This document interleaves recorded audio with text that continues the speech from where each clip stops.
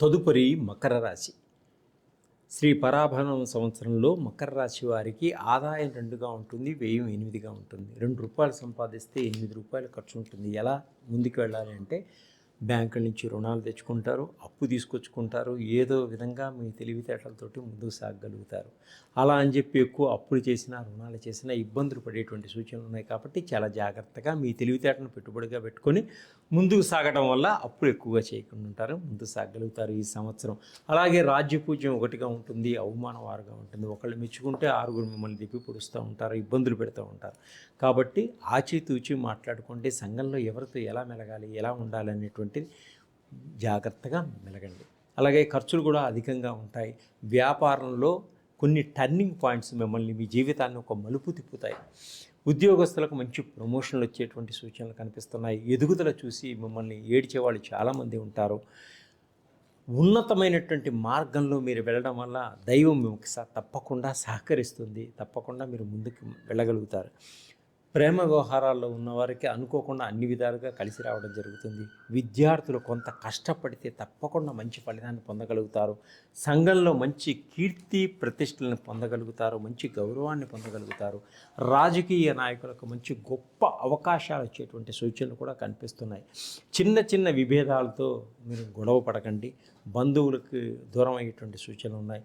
శత్రువులు కూడా మిత్రులుగా మారేటువంటి సూచనలు ఉన్నాయి. స్నేహితులు మీకు సహాయ సహకారాలు అందిస్తారు.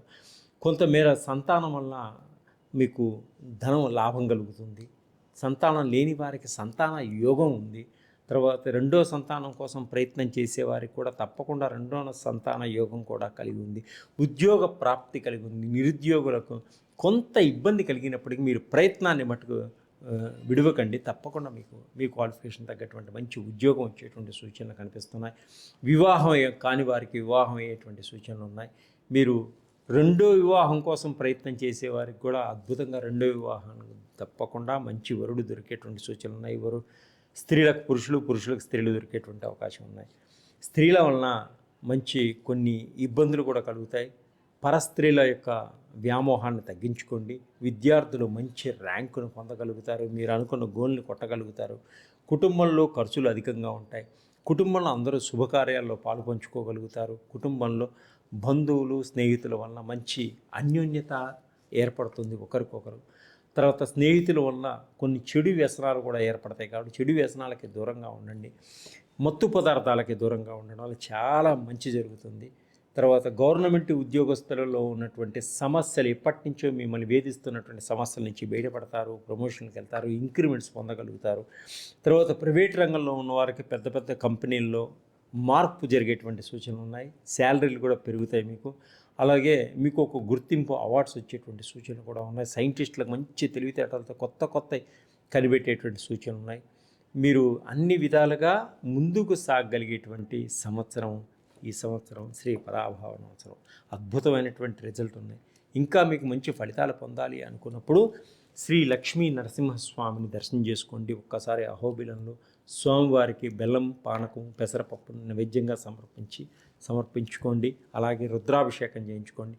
మీకున్నటువంటి దోషాలు, మీకున్న నరదృష్టిలు ఇవన్నీ తొలగిపోతాయి. అద్భుతమైనటువంటి ఫలితాలను పొందగలుగుతారు. ఇంకా మీకు ఫలితాలు పొందాలి అనుకుంటే సులభంగా మా దగ్గర ఉన్నటువంటి షట్చక్రాలకు సంబంధించినటువంటి, నవగ్రహాలకు సంబంధించినటువంటి, పితృదోషాలకు సంబంధించిన, బ్లాక్ మ్యాజిక్కి సంబంధించిన, మహాకాళ సర్పదోషానికి సంబంధించినటువంటి, కాన్సన్ట్రేషన్ సంబంధించిన ఆయిల్స్, ఎన్నో రకాల ఆయిల్స్ మా దగ్గర ఉన్నాయి.